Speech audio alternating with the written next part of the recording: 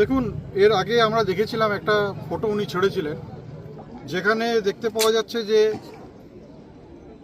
বন্দুক এবং অন্যান্য অস্ত্র তিনি পুজো করছেন। এবং অজয় পোদ্দার হচ্ছেন ওখানে কুলটির বিধায়ক, তিনি প্রার্থী। এবং একজন বিধায়কের কাজ হচ্ছে আইন তৈরি করা। সেই যদি আইন ভাঙে তাহলে এটা ধরে নেওয়া যায় যে সেখানে আইন বলে কিছু নেই। আজকে হাইকোর্টের নির্দেশ আছে যে কোনো রকম কোনো অস্ত্র নিয়ে, সেটা রামনবমী হোক বা মহরম হোক বা মহাবীর আখড়া হোক, কোনো প্রসেশনেই বন্দুক বা এই ধরনের অস্ত্র, তরোয়াল বা এই ধরনের অস্ত্র, এগুলো ব্যবহার করা যায় না।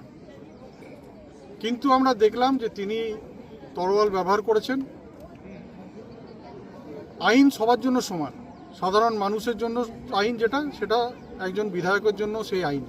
তিনি প্রার্থীও, তাই একজন প্রার্থী যদি আইন ভাঙে, বিশেষ করে যখন নির্বাচন ঘোষণা হয়ে গেছে, যখন নির্বাচন কমিশনের আন্ডারে প্রশাসন রয়েছে, সেখানে যদি একজন আইন ভাঙে তো তার বিরুদ্ধে আইনি ব্যবস্থা নেওয়ার দরকার আছে, আইনি ব্যবস্থা নেওয়া উচিত।